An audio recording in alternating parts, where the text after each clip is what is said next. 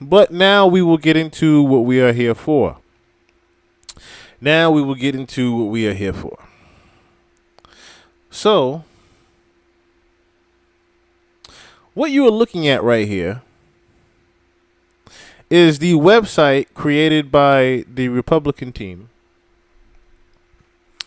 titled Biden Bloodbath. You are reading it correctly. BidenBloodbath.com.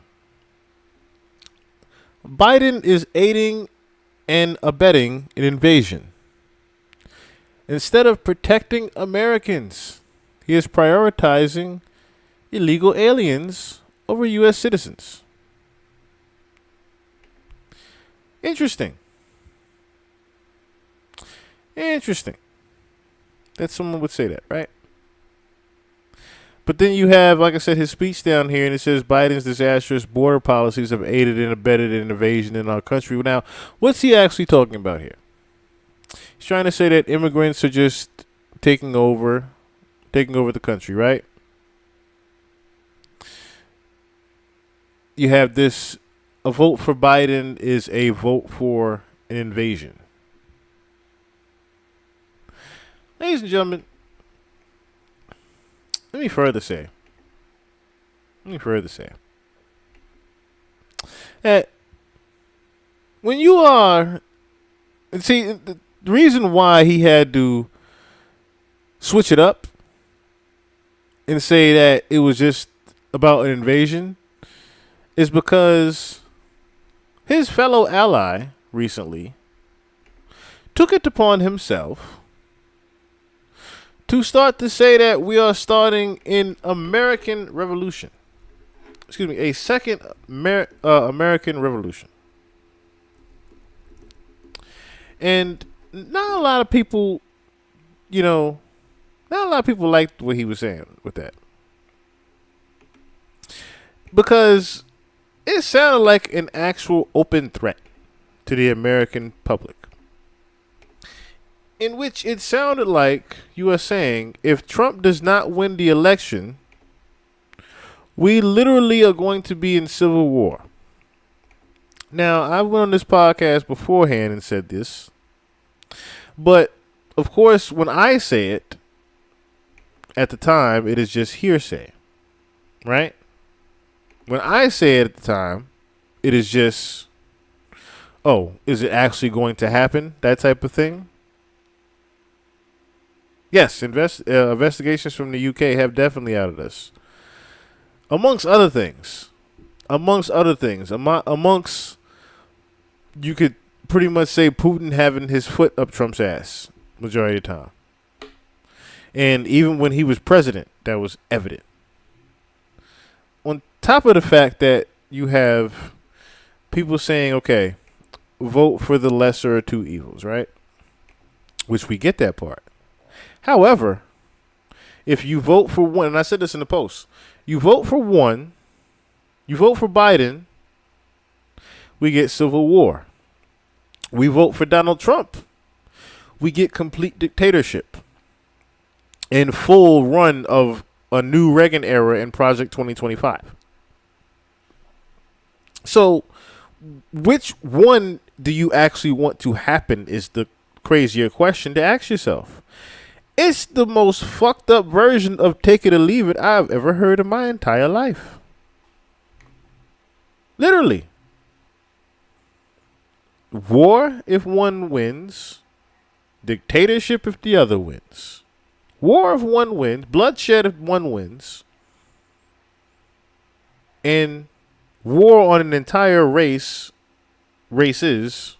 among other things, if the other wins. Leaders on the right are applauding the Supreme Court's ruling on presidential immunity, including the president of the Heritage Foundation, who says that it's vital to getting the country back, as he gives an ominous warning to the left. Listen. In spite of all this nonsense from the left, we are going to win. We're in the process of taking this country back. We are in the process of the Second American Revolution, which will remain bloodless if the left allows it to be. CNN's Kristen Holmes is here. So, Kristen, help us understand what that second American Revolution. That was Kevin Rogers. That was fucking Kevin Rogers. That's his name, right? Kevin Rogers, I believe. I kept trying to look at Kevin Roberts. Excuse me. Kevin Roberts is his name. Dr. Kevin Roberts. And Dr. Kevin Roberts has pretty much been in the news lately for this. We are getting ready to have a second American Revolution speech he had. But saying that there won't be bloodshed as long as the left side allows it. Like, how blatant could you be saying, yo, if Trump don't win, we're just going to rage war in the streets. We're just going to purge. That's basically what he was fucking saying. If Trump don't win, we're going to purge. We're going to purge and everybody's going to die anyway. But if he does win, you guys get to at least be under a dictatorship to where what he says goes. Excuse me? Fucking excuse me? And that is why it's important today for us to talk about Project 2025. Because Project 2025 is mainly about the changing of the Constitution. It's about the whole restructure of the Constitution. Now, if you remember, the same thing happened with the Reagan era. Fortunately, it did not go well. So, we started getting presidents like Bill Clinton to make America look good again. We got Obama, once again, to help us look good again. But in between that, we got Bush, because they tried the Reagan shit again. In between that, we got Bush. And we all know what happened with Bush. George Bush doesn't care about black people. So, now, another 10 years or 20 years pass. We'll try this shit again, right? Let's try this again. Let's try it again. With a president that we notice now, the president has to be likable to a certain degree, right? The president just has to be likable. And if the president is likable, maybe we'll be able to finally get off what the policies that we're trying to change and the Constitution that we're trying to change and the amendments we're trying to remove, the Bill of Rights we're trying to remove. Maybe we can get all this shit done if we get somebody that's likable in office, right? Thus, we get the nigga that was the CEO of The Apprentice. We get someone that is, I don't know how many bankruptcies in. I don't even want to count. I don't want to Google it. Matter of fact, yeah. How many times has Donald Trump filed for bankruptcy? In my goodness, Donald Trump bankruptcies. How many times? I want to see how many.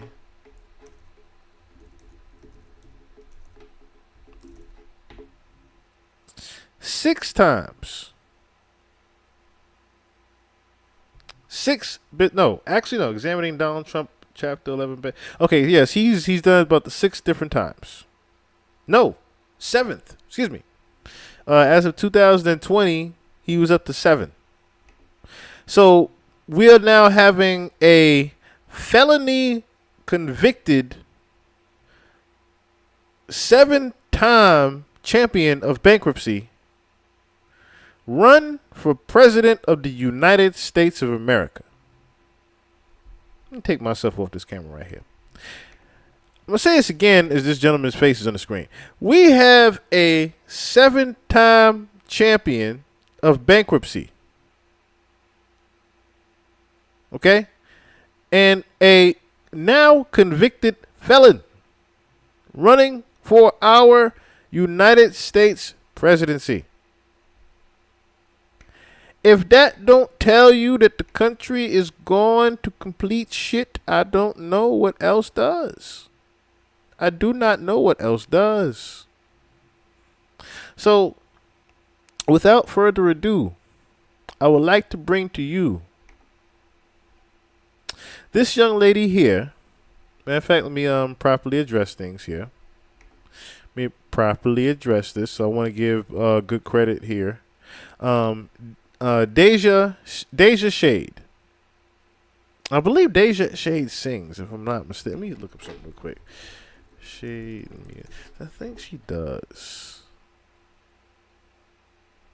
I thought she did. Okay, she doesn't do music. I thought she did some type of music, but she does remind me of someone that is in La Russell's camp that does music. Anyway, Deja Shade actually did a great breakdown of what Project 2025 is, and I'm going to be helping along with that full breakdown as she does do it.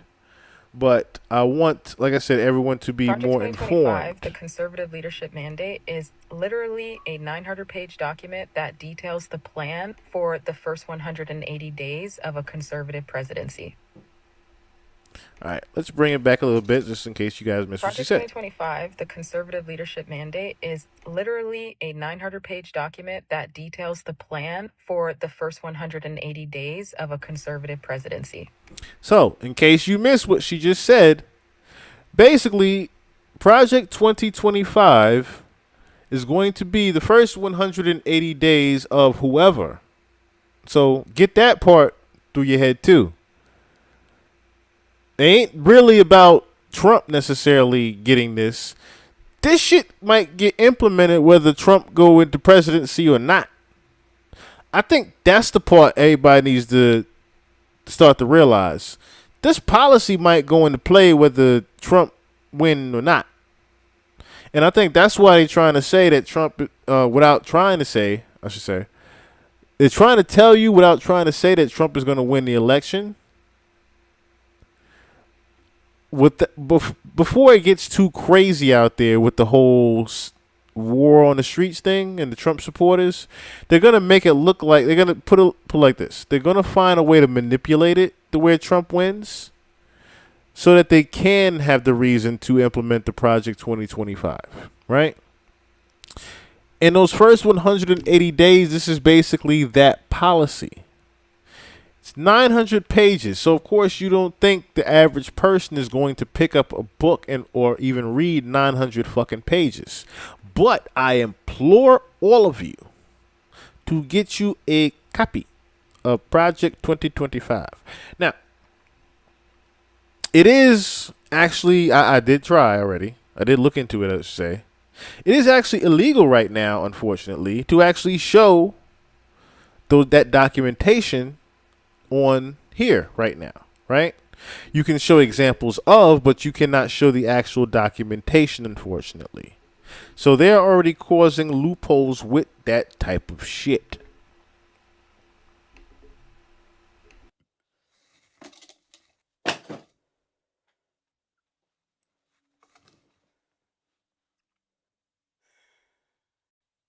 Well, actually, Project 2025 is way more than just a document. It's an extremely organized, built out strategy based on 4 pillars. Pillar number 1 is this. This book is called a policy agenda. Mandate for leadership, the conservative promise. Think of this as the policy Bible. I did not come up with that name. The entire book's sole purpose. Think about how she just said that too, though. The policy Bible. So this is basically what they're going to be living by. Is reshaping federal policy and shifting societal norms in America to align almost exclusively with conservative values. Pillar number 2 is a personnel database where conservative scholars, academics, and policy experts are being compiled. Think about this pillar like a conservative-only LinkedIn. The authors of this policy set a goal to have at least 20,000 recruits already built into the personnel database as a way to have a readily available pool of ideologically aligned people to pull from when it comes to filling all of the positions. So think about this, right? You see how she just said that, though? People that ideological thoughts are the same, basically. So people that think alike as far as the political views and what should happen, what should be, what we should be against, what we should not be against, who is basically going to be against our policies, who's going to be against our rulings and things of that nature. They want to have a complete database of those types of people. So think about the things that you say, for a perfect example, right? Our emails. Think about how much they track the information of our emails, right? That personal database. That personal database that's contrived of all of our social securities and things like that, that follows those actual emails, right? Follow me here. Think about the things that you post on your Instagram and your Facebook. Those things are heavily being looked at. We already know that. We already know Facebook police and Instagram police, social media police in general. But what if I was to tell you that they have actual people in the government that are assigned to social media accounts? So within that personal database, they are able to tell you, okay, this person is pro-Trump, this person is pro-Biden, just for shits and giggles examples, right? But further advancement of that information would be, oh, this person is a little bit racist. He doesn't really like black people. We should put him in here. This person is, pretty much conservative. Let's put him over here. This person is Democrat. Let me put him over here. You see what I'm getting at here? This person actually says, okay, we like the policies. Let's put him over here. This person says that they're against the policies. Let's put them over here. Now, what could end up happening is that personnel that says we like the policy, those same people, think about how when you're waiting on a certain check to come in the mail and you see such and such Joe Schmo across the street got it because he said he liked the policy. See what I'm getting at here? Certain things like that could be happening under a dictatorship. It's any fucking thing goes as far as the dictator says it goes. That's what that personal database is going to be about mainly. It's going to be personal. It's going to be who kisses the most ass of the policy. Positions that they plan to create, fill, or vacate when taking the reins of the government. Again, these are their words, not mine. And they're doing this as a way to streamline the confirmation process. Make sure that there are zero hiccups. Pillar number 3 is their Presidential Administration Academy. It's an online educational system of training programs specifically for those potential employees under the role of a conservative president. Again, the goal here is speed. They want the ability to just plug and play. Pillar number 4 outlines the transition plans in a 180-day playbook. The 180-day playbook is driven by the policy agenda itself. And so if the policy agenda is the guidebook, then think of the 180-day playbook as the roadmap. These 4 pillars together are what makes up Project 2025. Okay. Thank you. Now. So, Dante, funny you said that. And that just correlates exactly with what I just said before. The Heritage Foundation are the same people who did Obamacare. Right? So, again, this Project 2025, it don't matter who running for president.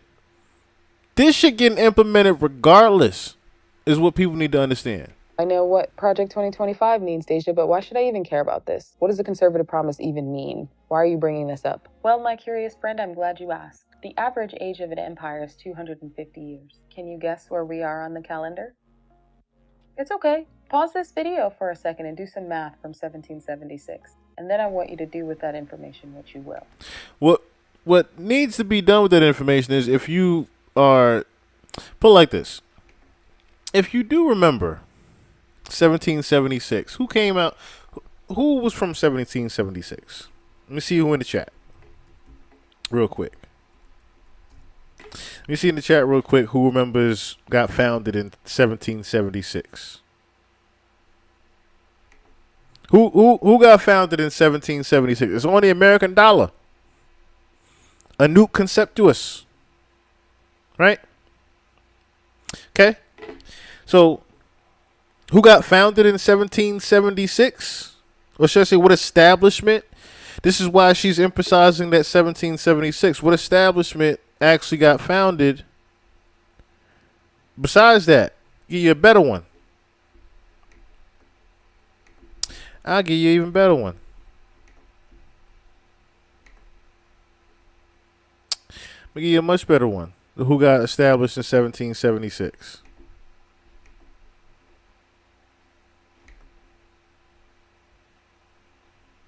Oop. I thought I had it up there. See, I can see a little bit better. That's who got established in 1776.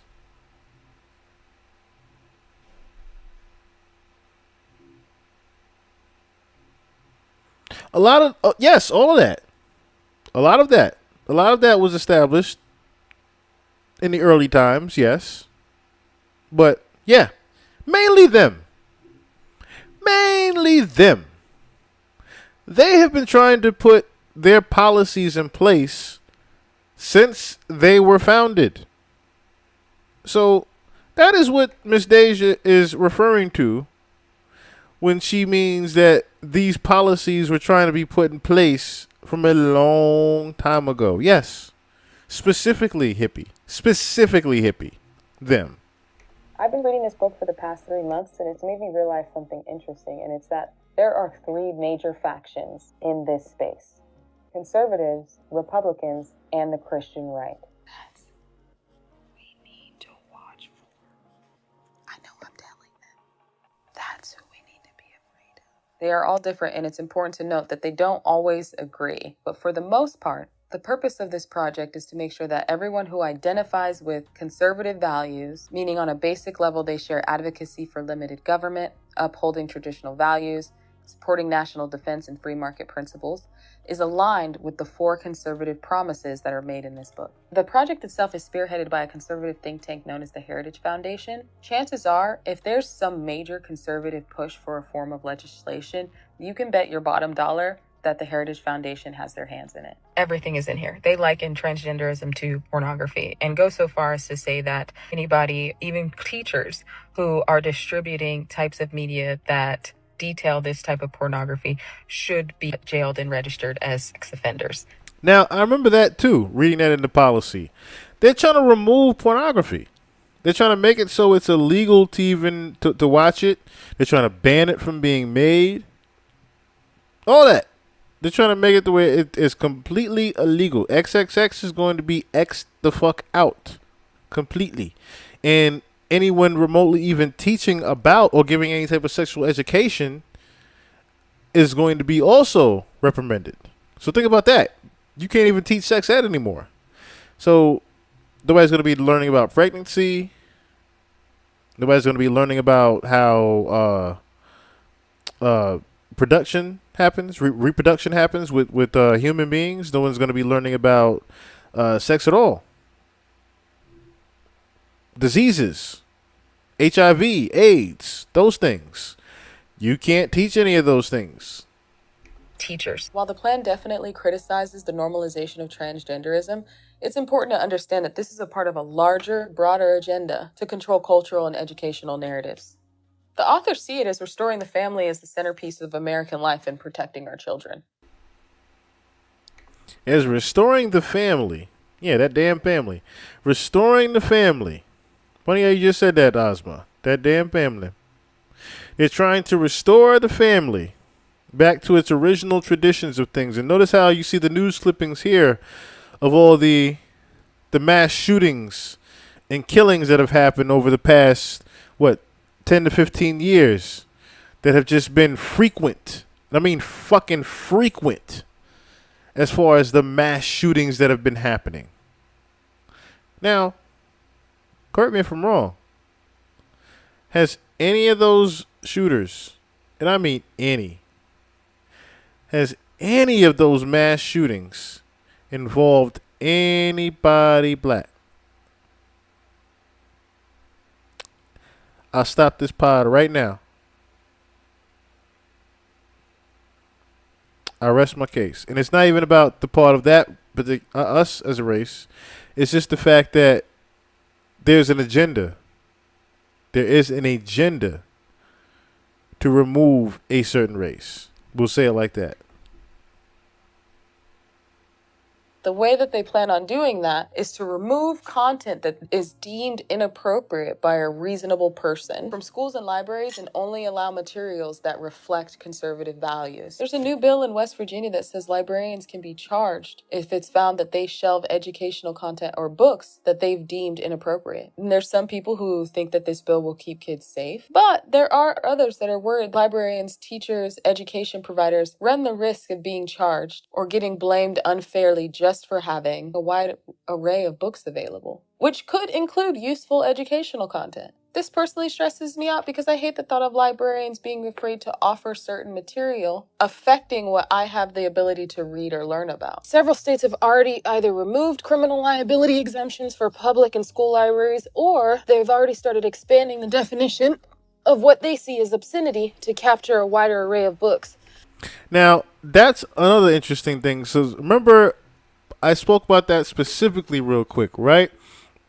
In the Kendrick Lamar Not Like Us video, there was what? It looked like it was a town hall meeting, and there was the quiet passing of the Bible. Like Shorty passed the Bible off, but she tucked it and gave it to Kendrick, and Kendrick just tucked it and started rapping again. That was basically subliminal to what she is actually talking about. That's going to be coming up soon, where they're going to make it illegal for you to even learn about religion. They're going to make it illegal for you to even learn about your fucking self and where you came from. Because it could be damaging or offensive to other people. Let me see if I can find that real quick. So, I had pulled up a article about a teacher. Okay, yeah. So, right here. Right? Perfect example. Perfect example. And I'll bring it up over here real quick.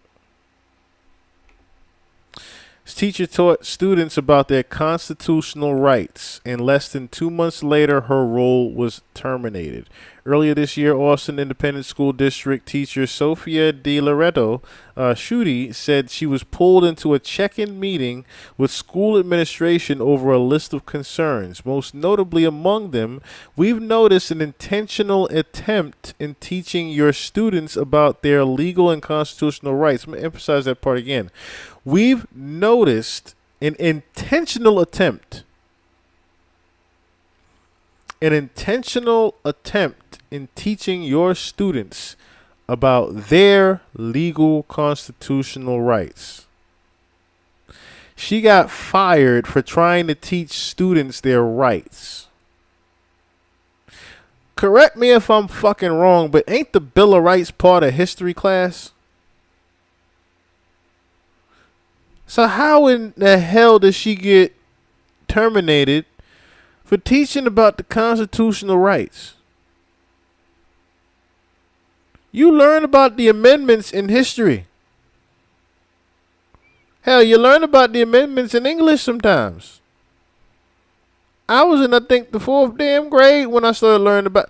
How is it now it's illegal for you to teach children about their constitutional rights?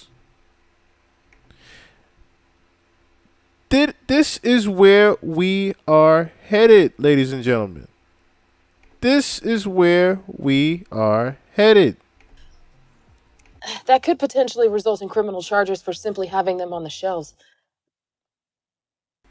Imagine your health teacher being arrested for teaching sex ed.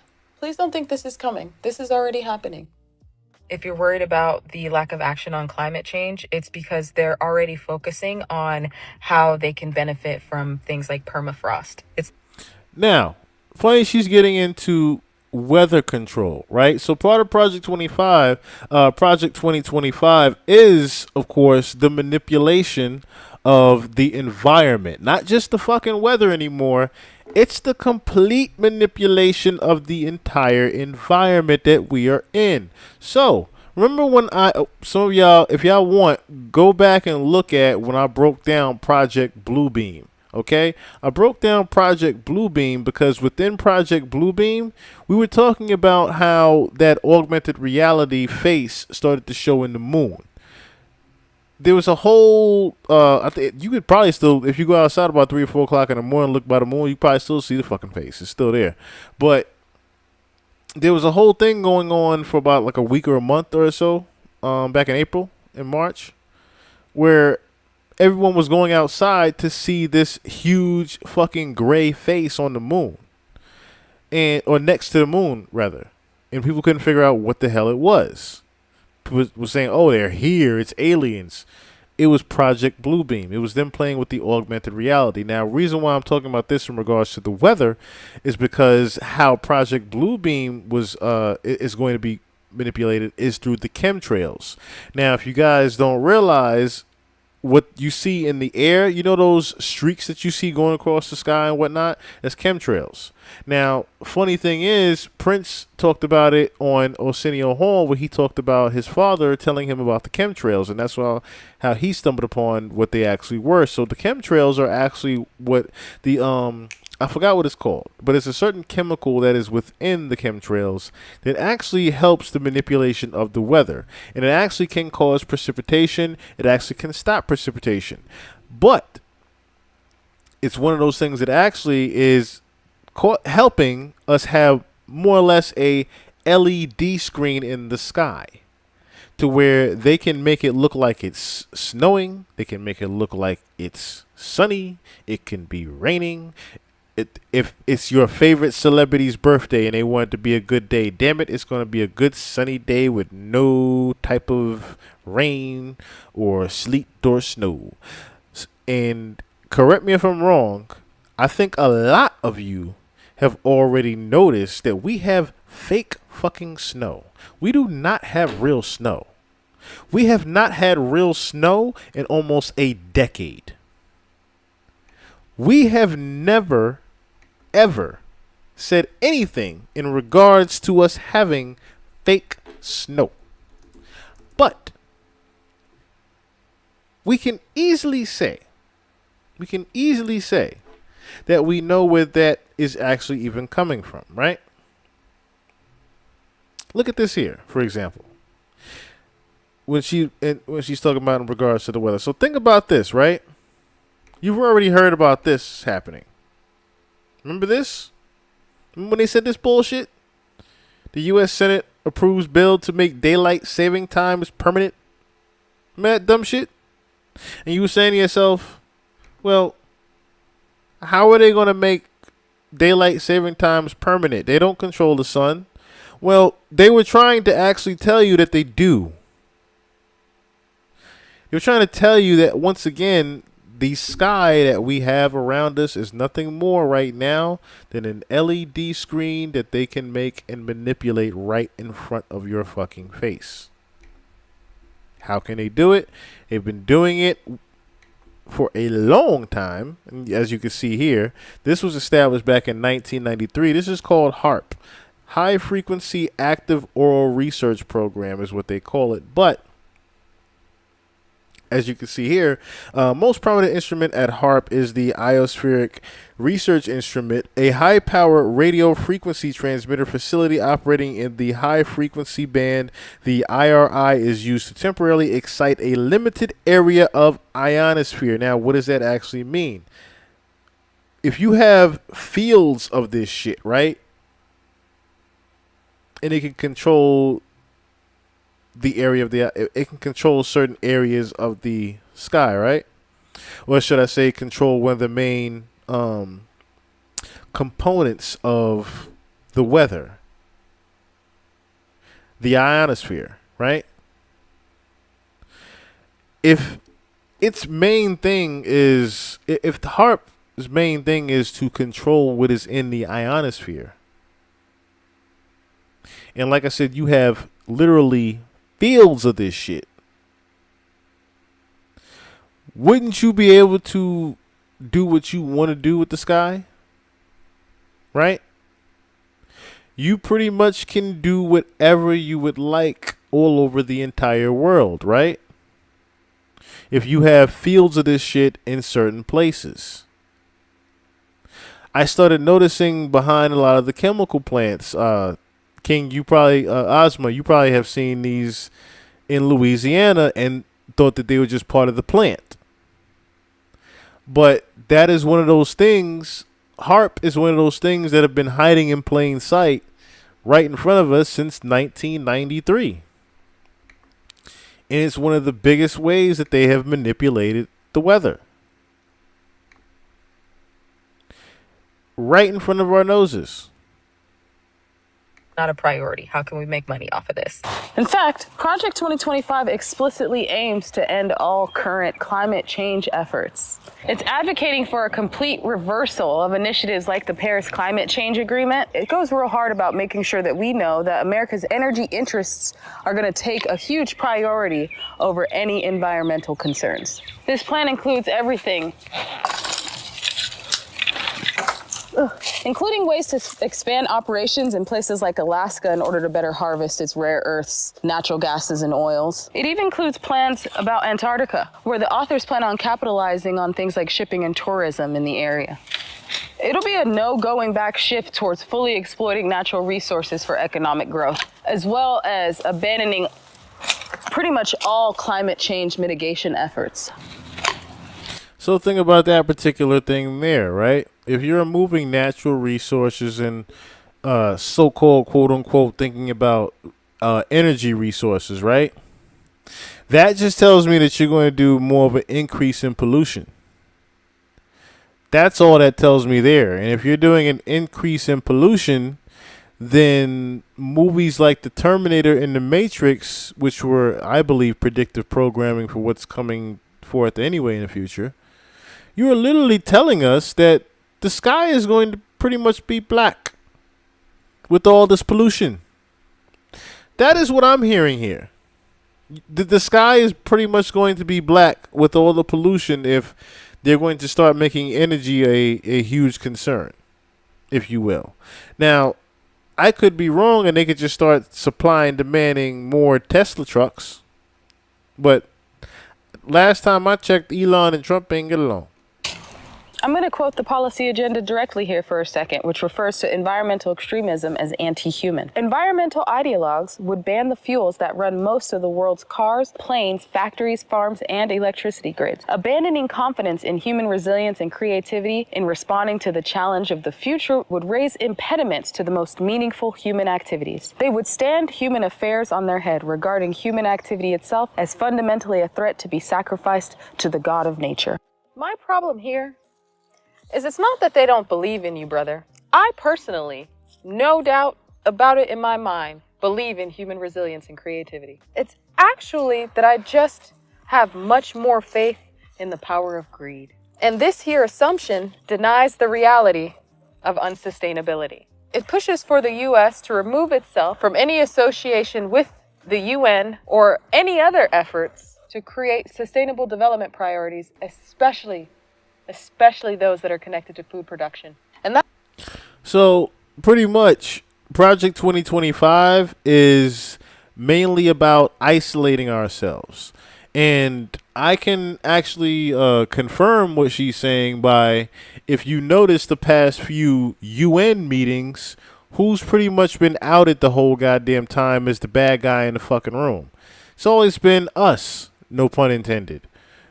It has always been us looking at where the Joker in the fucking room around a bunch of Batmans. That's literally what the Americans, that's literally what America looks like when we go to the fucking UN. We look like Joker, a bunch of Batmans and damn council. It just seems way more anti-human to me. Or maybe it's that it was both 8 degrees and 80 degrees in January this year. But alas, I know nothing. And I'm sure the planet's fine. Think about what she just said. I'm going to run it back what she just said. It's that it was both 8 degrees and 80 degrees in January this year. It was both 8 degrees and 80 degrees in the same month. And that, again, we can all attest to the manipulation of the weather. For it to be completely cold at one point, damn near at freezing level, to it to suddenly rise to a spring weather, almost summer-like weather, and then go back to normal temperatures, quote-unquote, it back to being cold in January. That definitely raises the rock eyebrow, if you will. But alas, I know nothing. And I'm sure the planet's fine. They're trying to get rid of all DEI, diversity, equity, inclusion language from all legislature, all of it, except for religion. They want vast, robust protections for religion. Yes, the goal is to eliminate what they see as indoctrination from anti-American woke revolutionaries, divisive critical race theory programs, and DEI initiatives from all educational and governmental institutions. The authors believe that talking about race in nearly all capacities creates an inferiority complex.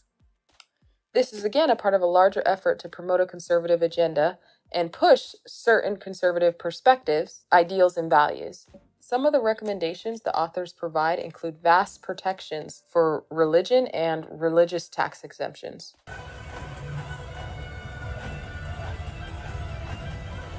So, real quick, speak on that real quick, right?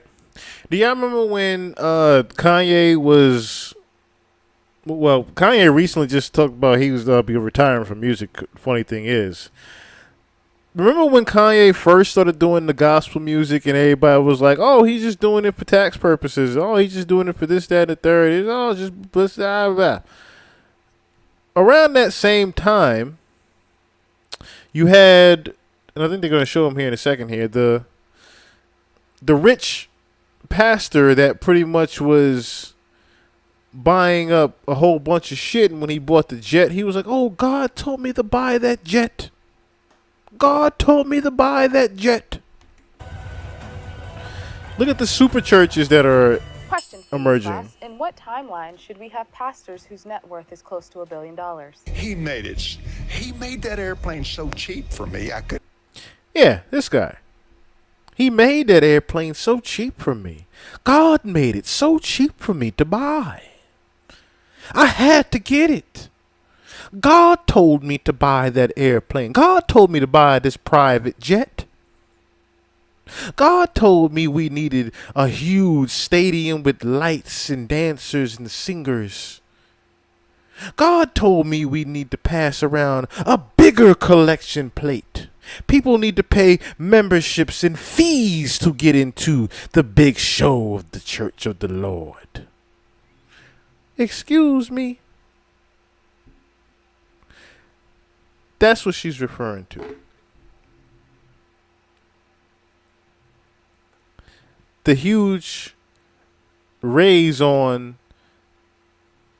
you having these big fake ass businesses that don't mean nothing just so you can make $1 off America. Because it's going to be all about who's hustling the hardest and the erase of the middle class, the raise of the high class, and the demolishing of the poor class. That is what Project 2025 is about mainly. Help but buy it. It calls for issuing executive orders banning the use of equity-focused language, basically throughout all instances of public office and private sectors. It also calls for Congress passing a law prohibiting the federal government from using taxpayer dollars to fund critical race theory training. This is already happening. There's a venture capitalist fund called the Fearless Fund that was created solely to fill the gap of less than 1% of venture capital recipients being Black women, despite Black women being the fastest growing group of entrepreneurs. The group has been hit with a lawsuit from the conservative group American Alliance for Equal Rights. They aim to bleed the fund dry, and it's working. It's working as intended. Do you also find it funny that there were no lawsuits presented when less than 1% of the population was being provided the same opportunities as other populations?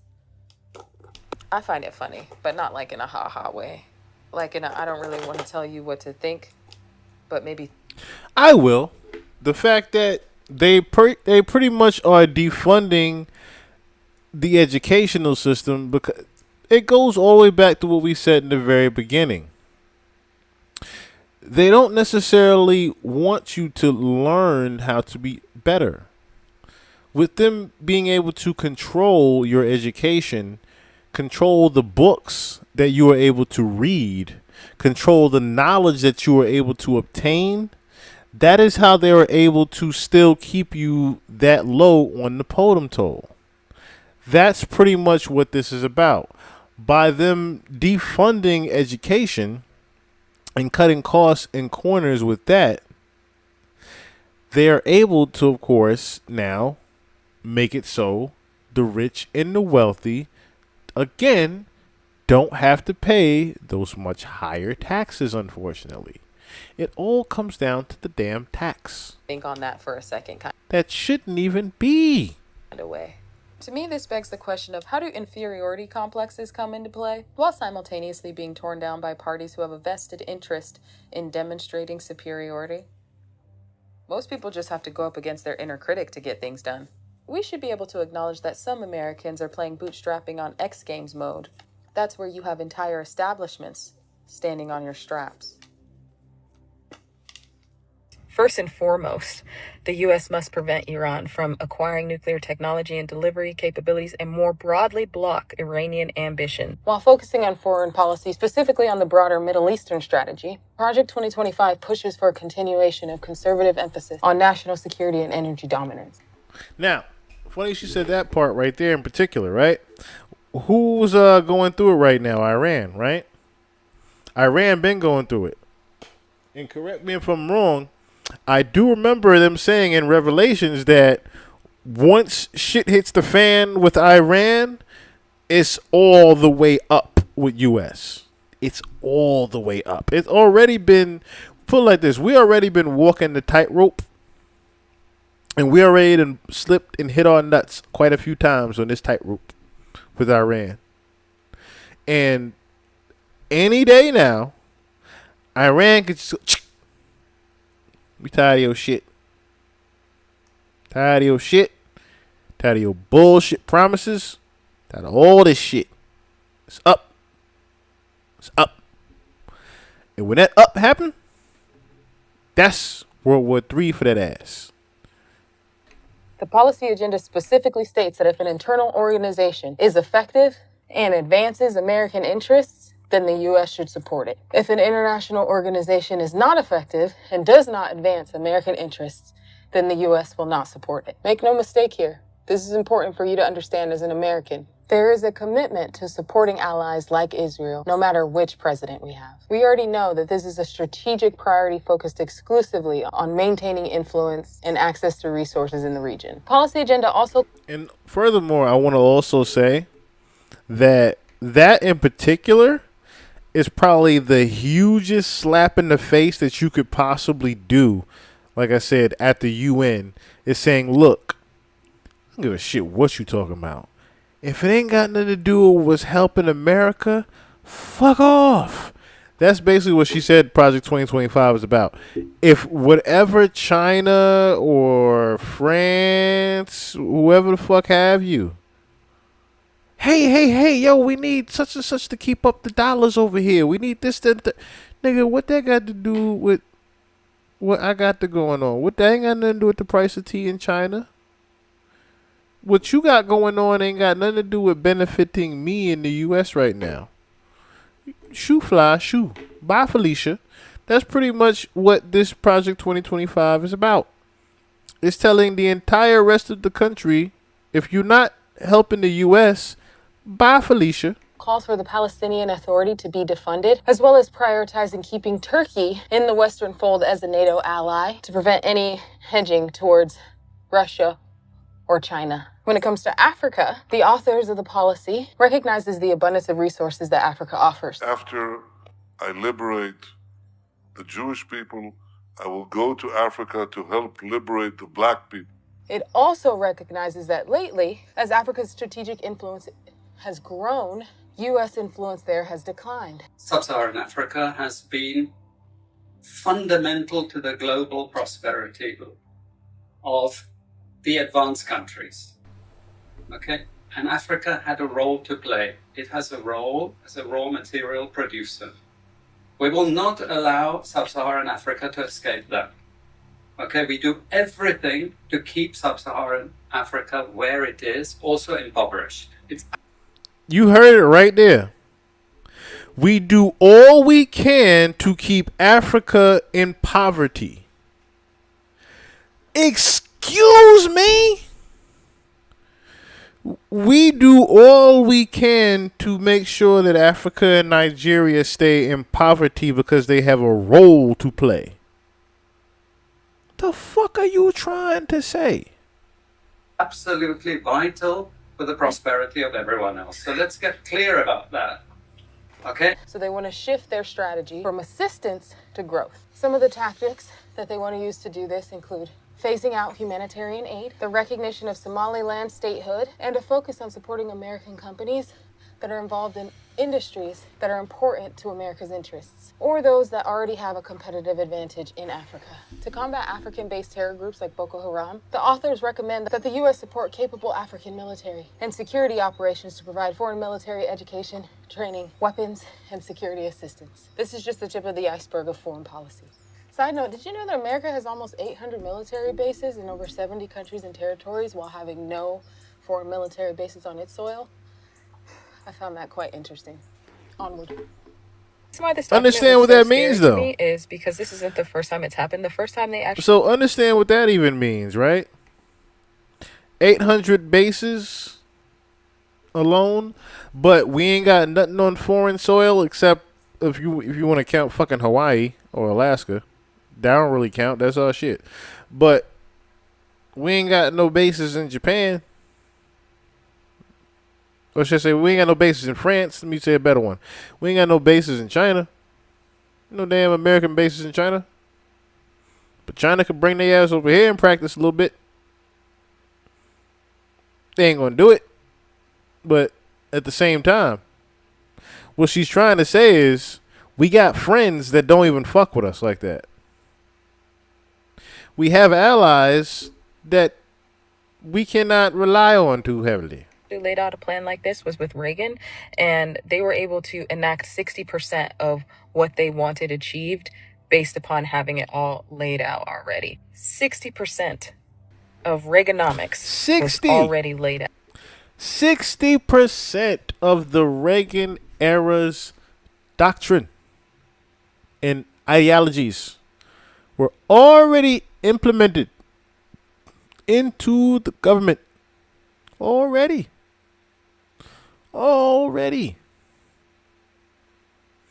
Reaganomics was by far the worst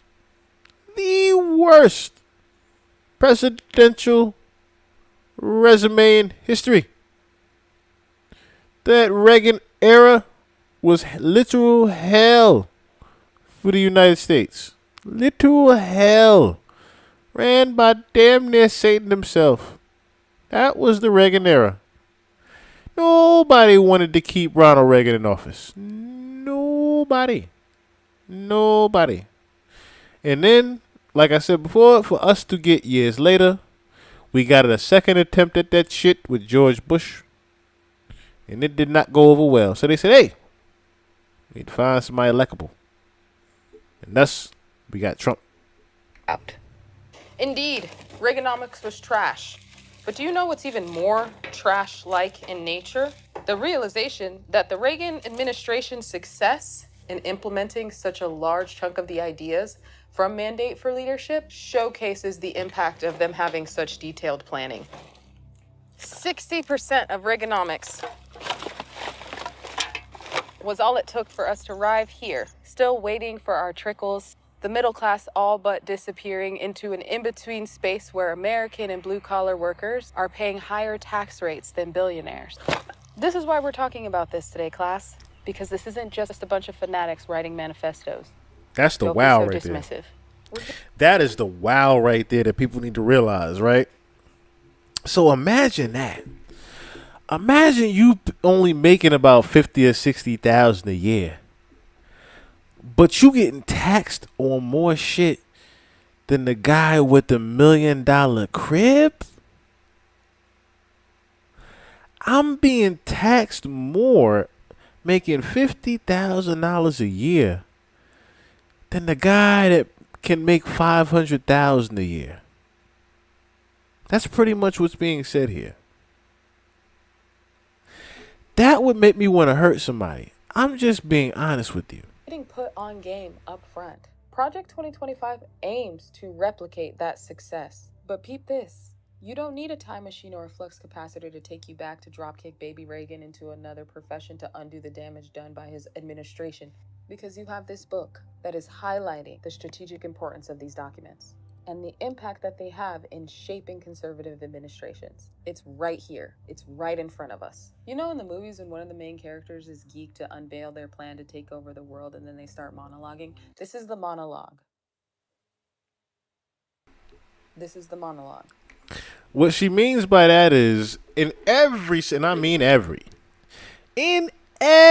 single action movie you can think of, where there is a hero and villain concept, the villain always keeps his shit hidden until the very last conversation, to where he just tells every fucking thing for no apparent reason. He wants to give you the Netflix documentary, and everything he's planning on doing, he wants to tell you now. As he's going to try to defeat you, he's going to tell you everything. The villain is going to tell you everything all of a sudden at the last second. Think about what I just said. The villain is going to hold his tea and wait to tell it to you at the last second. We're at that last second. The president's withholding tea from us. That is what I'm getting at. It's even more frightening because there is an attack on education. An uneducated population, you are able to sway consistently with propaganda. To be fair, I actually like the idea of transferring education to the states in principle, but in actuality, it also makes me wonder, if every state's allowed to teach something different, how will we ever close the gap on the very real problem that is America's revisionist history? Also, it makes me wonder about if you're in a poorer state with lower home ownership. Less home ownership means less property taxes, which funds schools. How might that impact the quality of the education you receive overall? This one is for extra credit. Take this time to guess how the top 10 poorest states in the nation tend to vote. The policy agenda calls for changes to ensure that schools comply with the colorblind ideal. It's asking that the next administration create a parent's Bill of Rights that schools have to abide by. And in this Bill of Rights includes the right to support and provide relief to parents who sue educational institutions for teaching or talking about critical race theory. Imagine that. Imagine that. Imagine you come home one day and your kid is telling you, yo, such and such got in trouble for that. Imagine the outrage. You talking about outrage as far as teaching it. It's going to be a whole different type of outrage. Or teaching American history in any capacity that isn't celebratory of its total awesomeness. AKA slavery. So what you telling me now is you can't talk about slavery in any way, shape, form, or fashion. No, you cannot, because it did not happen. It don't got nothing to do with it not helping you, or it ain't got nothing to do with, helping us in American policies. No, we don't want to hear about you talking about slavery. It don't got nothing to do with helping America. I'm not kidding. They're arguing that teaching America's full history is equivalent to defending the false idea that America is systemically not as nice to some people as it is to other people. And to do so, to even teach that, is a violation of the parents' rights, and the parents should be allowed to sue with support of the federal government because of that. No problem with parents having rights, but for me, wait, how exactly does creating multiple realities through historical fiction create alignment, remove division, and better our country overall? I'm still waiting on that answer too, young Padawan. I'm still waiting on that answer too. Oh, by the way, this too is also happening.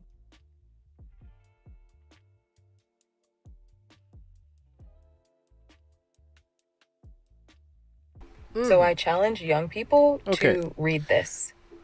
In case you didn't catch what was going on there, I'm going to pause it for you real quick. Back. So I've mentioned slavery to my children, but we teach our culture and history to our children. We have no interest in anything deeper than they were there, they were sold to us, we died freeing them, and now they're a huge pain in the ass and won't go away. Avoid them when you can. Wow. I'm speechless at that's the person's comment.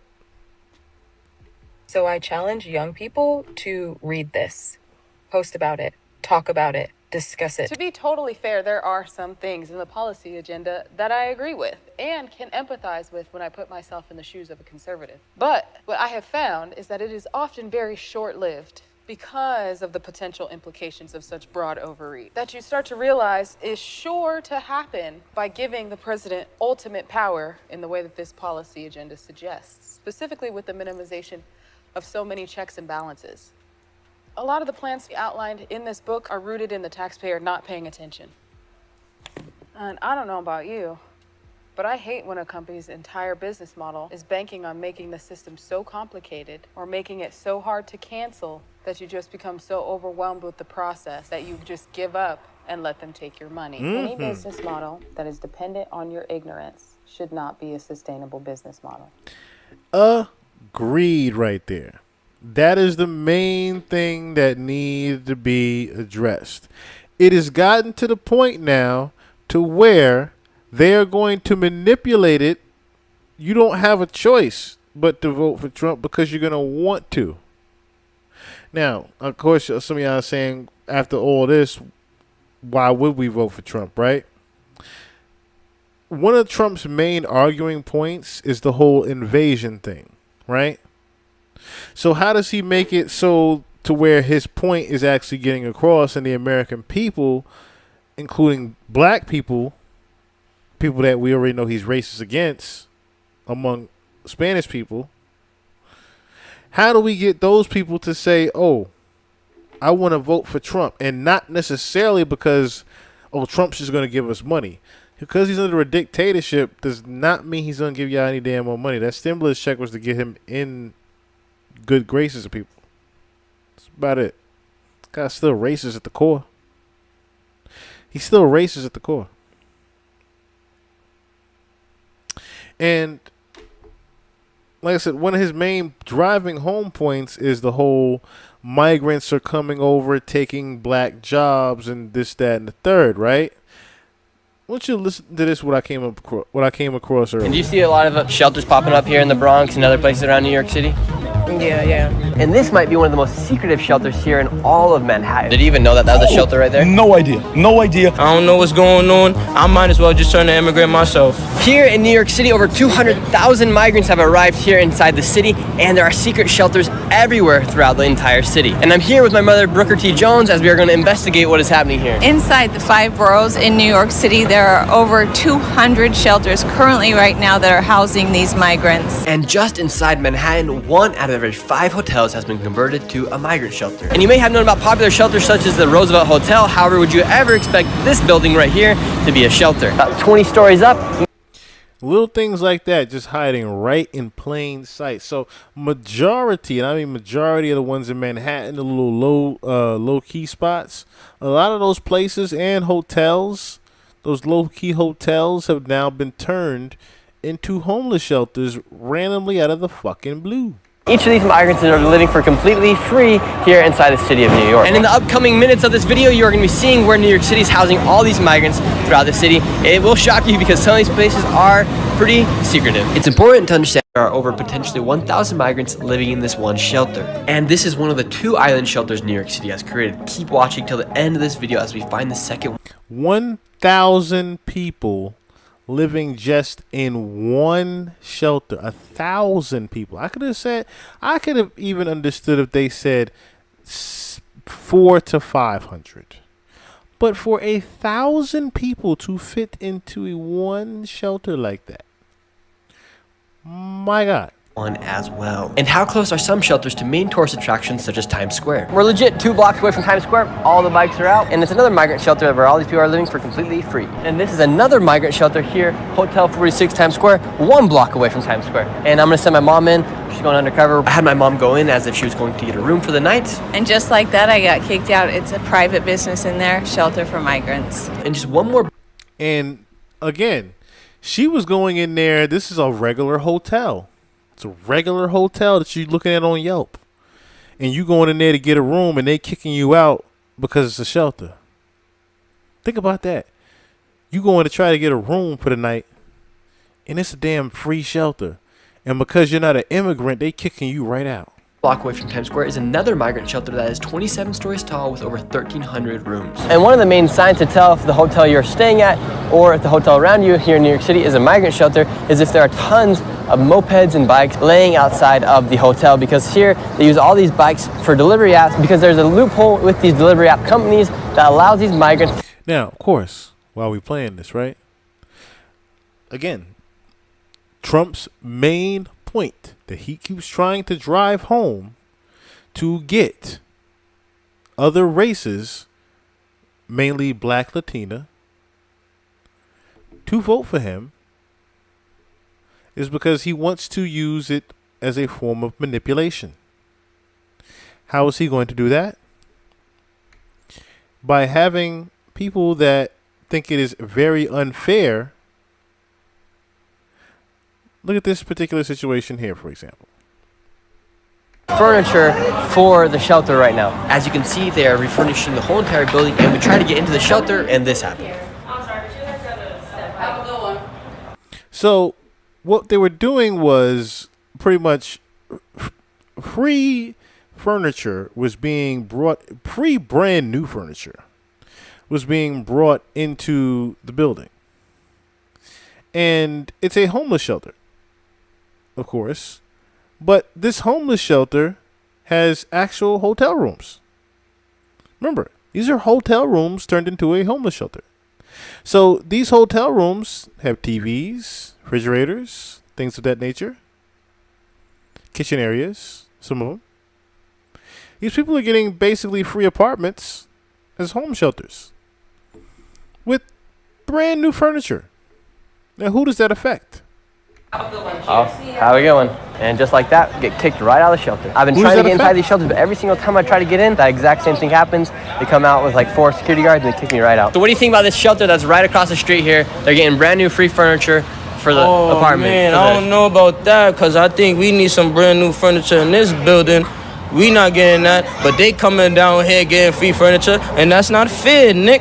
And my name is Dick. Hello, and I think we need some new furniture in this building too. Since y'all immigrants is getting it free, we should get it as well. And Dick, why do you think they try to keep it a secret from people that they're making these hotels into shelters? I feel like they're trying to keep it a secret because they don't want others to know and like get a little jealous, but I'm getting jealous myself, and I feel like everybody should get the same treatment, and that's not unfair because we pay high rent and we should get free treatment as well. And I feel like them getting free treatment is like a little off from the citizens that was originally living here. Last question, Dick. Yes, and who's going to be the best to solve this situation in the upcoming election between Donald Trump and Joe Biden? My boy Donald Trump. Let's get it rolling. Yes, sir, skis. Would you say the Bronx is for Trump? Bronx for Trump. All the way. I'm going for Trump. The Bronx is for Trump. I'm going for Trump all the way. You heard it there, ladies and gentlemen. And, of course, what is the main reason of choice behind Trump? He sees immigrants or migrants getting free furniture across the street from his apartment, where he's probably paying at the, I'm just going to say at the least on the guesstimate side in the Bronx, he's paying anywhere between, say, $900 to $1,200 right now for possibly a 1-bedroom bathroom situation. Okay? Understand what I'm talking about here. Someone paying between, at the least, at the cheapest in the city, even $800 to $900, all the way up to maybe $1,200, right? So say about that gap right there. That $9 to $12, right? That $900 to $1,200. For me to be paying even $900 a month, having the bills that I have, and then I look across the street and see nothing but migrants getting free furniture. Wouldn't a person want to restore the balance? Right? In which he says, vote for Trump. You know who I'm voting for. I'm voting for Trump. The Bronx is for Trump. I'd put him in office right now if I could. You hearing him. This is a black man on crutches that has probably never even picked up Project 2025 or known what it is, for that matter. Or for how he sounds right now, might not even care. Trump. Let's make America great again. And what makes you like Donald Trump? Donald Trump, he got this money. As I said before,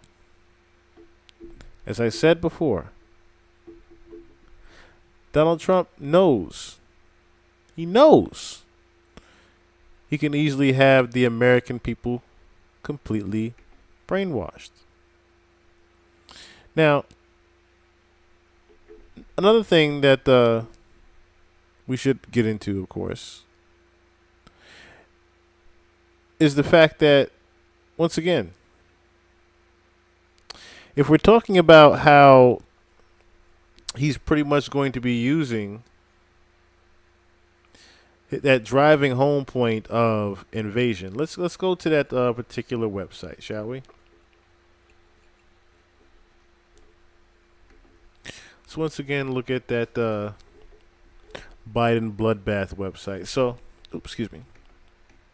So it says, he's allowing vicious criminals into the United States, and innocent Americans across the country are paying the price. Lethal drugs, cartels, gangs, and terrorists are taking advantage of the crisis to enter the United States and threaten America. This is an invasion aided and abetted by Joe Biden, supported by Democrats who vote for his dangerous, cruel policies. This is Biden's border bloodbath. A vote for Biden is a vote for an invasion. Biden created the worst border crisis in U.S. history by unleashing his open border policies. He has embroidered illegal aliens and cartels as the invasion at the southern border continues at a breakneck pace. Biden could end this crisis today if he wanted to by reversing his executive actions or supporting House-passed legislation. He refuses to.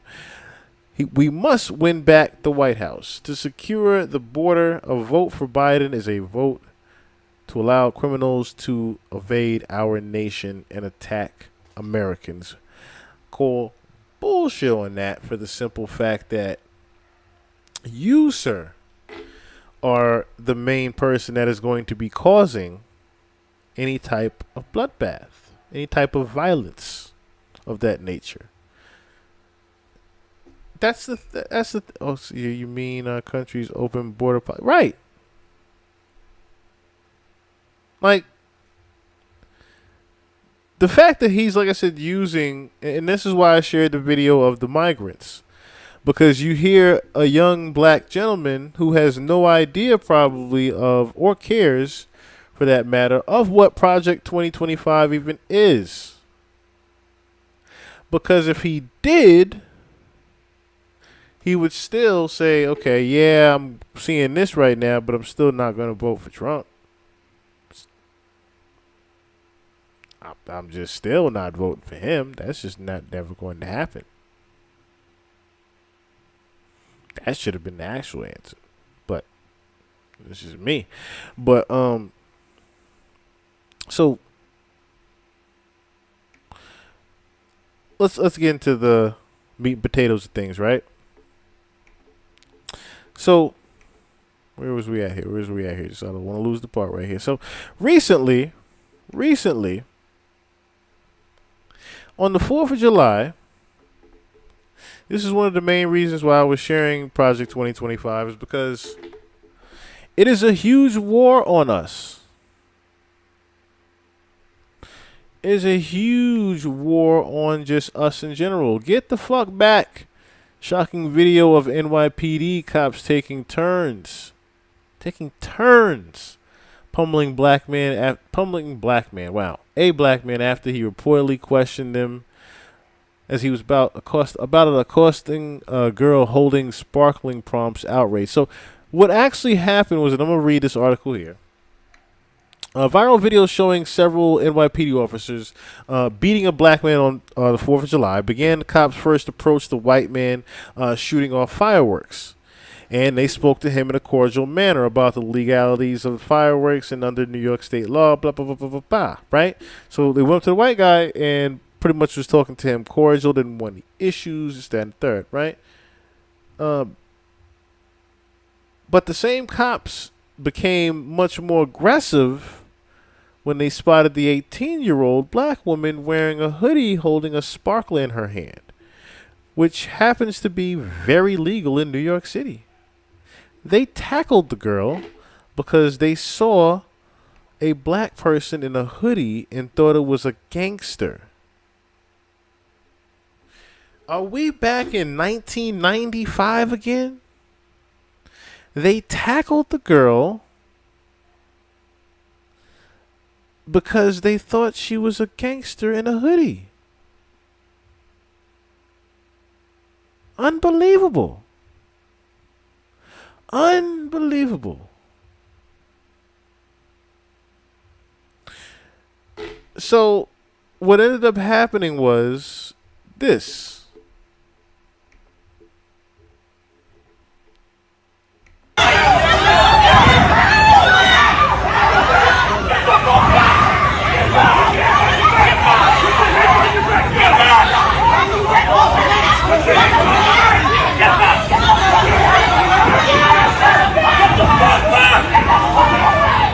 You hear him saying what the fuck? Like, He give out that money. We need that check again. Hello. and I apologize for anybody that is triggered by seeing that footage right there. As you can hear the young man pretty much crying in agony. The man was pretty much crying in agony, saying, "Come the fuck on, man. Come the fuck on, man." He was pretty much hands being tied behind his back in cuffs as they were pretty much just beating the living shit out of him for absolutely no reason. Just beating the shit out of him because he asked. All because he asked. Why did you jump that girl? Why did the police jump a girl just holding a sparkler with her baby? That right there was just uncalled for, beyond uncalled for. Like, you really can't. My whole thing is you can't be serious, right? You jumped, and not even jumped as much as y'all were literally like, and I don't want to keep playing this, but it's the simple fact that how many cops did it need to be for that? It didn't need to be 5, 6, 7 cops doing that.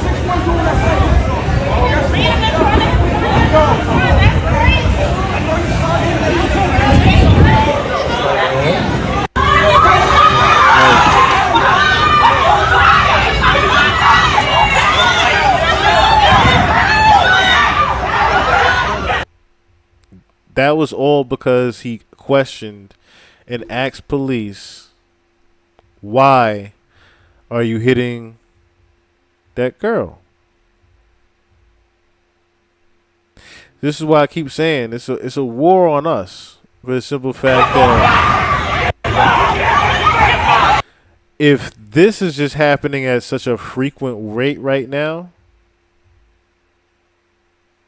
you can only imagine. You can only imagine the type of racist acts you're going to start seeing. in regards to Project 2025 being imminent now. Because the fact that you can now be openly racist and no one give a shit is going to be the kicker that I don't think anybody realizes. That's going to be the kicker. When you are absolutely able to be racist and nobody gives a shit. Think about that.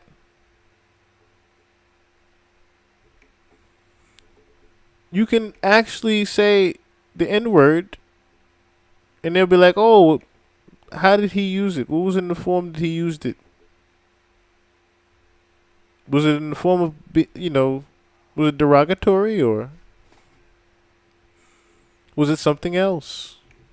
No, it's offensive to my entire ancestry. Oh, whose ancestry? It's not America's ancestry. Nothing to do with America's ancestry. So why do you need it? Why? Now, real quick, another thing that let me see. So, again, it's a war on us, right? It's a war on us. Not worried about Biden giving Ukraine all your tax money. No. No. I am not. In regards to that matter. I am not. But the simple fact that I would rather that than dictatorship. Much rather that than dictatorship. That's another thing. Forget Iowa. Forget where I'm going even. It's time to leave this country. I am seriously considering Africa. I'm seriously considering moving to Tokyo or something like that. That's my two options. I'm staying away from Australia because I don't like bugs as it is. They got spiders the size of my head. I'm okay.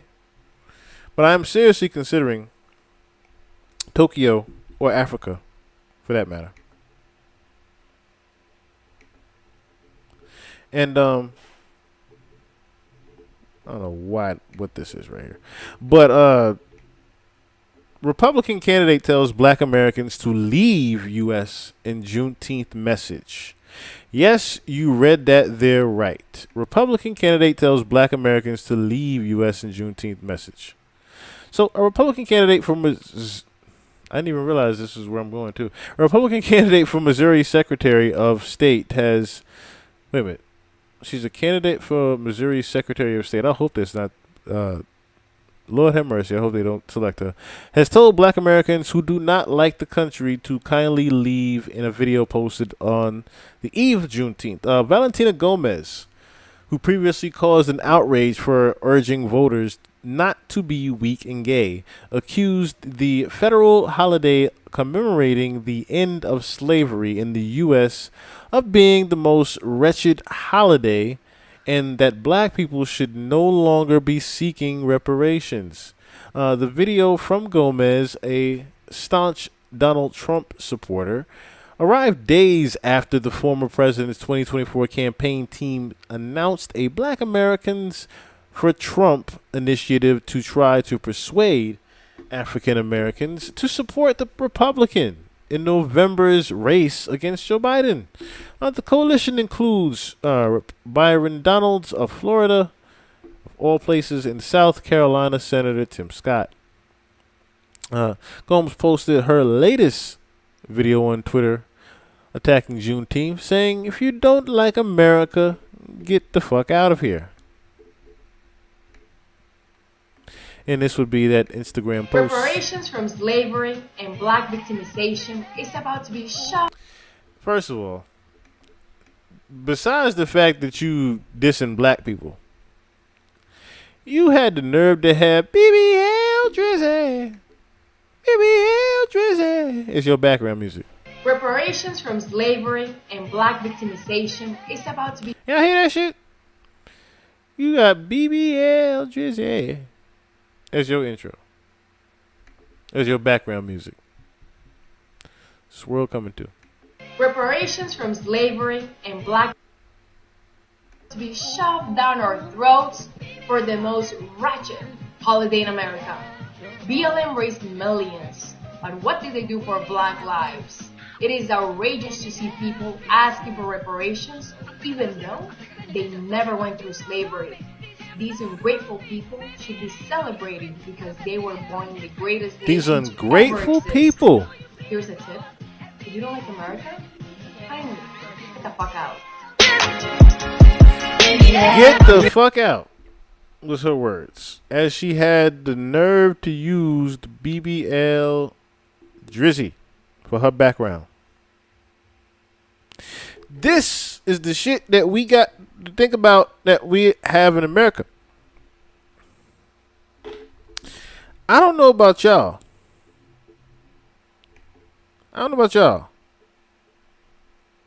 But more and more, I don't know why I brought that one back. More and more, I keep saying to myself, Jesus is going to hit the reset button very soon, if he hasn't already thought about it. I'm just telling you right now. Jesus got his hand on the reset button. Okay? The reset button. Because we have gone to complete shit. And I'm not talking about even behind the scenes things with politics. I'm talking about as a human damn race. We have completely gone to shit. With the amount of different things that is going on in society, that is happening right in plain sight and running up our faces in real time now. I never would have thought I'd see this type of day where the racism is just so blatant and open out there. This is just, it's getting beyond carried away. And this is why I said at the beginning of some of those clips, I apologize if this is triggering now, but literally, we've been almost desensitized and reprogrammed to think this shit is alright to even see. And it's not. In no way, shape, form, or fashion it is okay for me to feel or even see a brother getting beat down the way he was. And that wasn't no regular thing.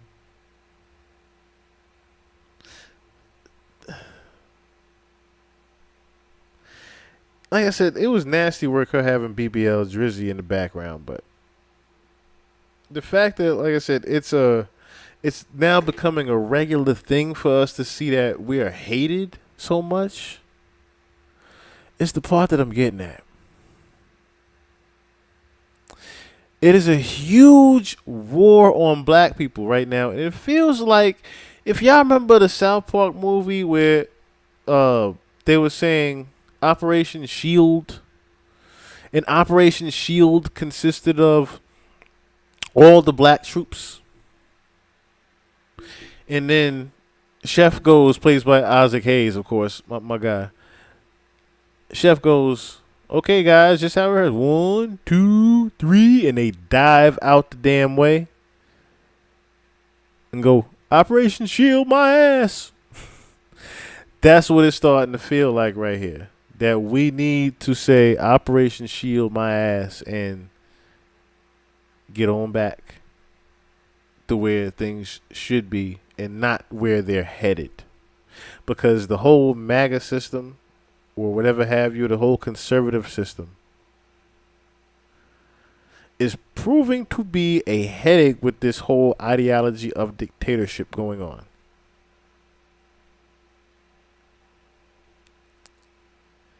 The darker or the higher the difficult. Yeah. Yeah, pretty much. Pretty much. Let me read some of these here. We got King Osmond, pretty much Fury B in here. I see Smoking Pride 416. What it do? Not gonna lie, I fuck with this page enough, but if you don't vote Trump, you are tripping. Well, you have your right to your opinion, Smoke. You have your right to your opinion, my brother. You have your right to your opinion there. This pod is not to coerce anybody. Let me also say that for disclaimer purposes. This pod is not, I repeat, it is not to coerce or tell people who to vote for. I am here to inform you on who you are voting for. That is all I'm here to do. I'm not here to tell you who you want to vote for and put the ballot in for the vote for. I am here to tell you who. Again, I'm here to tell you who you are voting for, if that is your selection. Only here to keep people informed as much as I can with topics like this.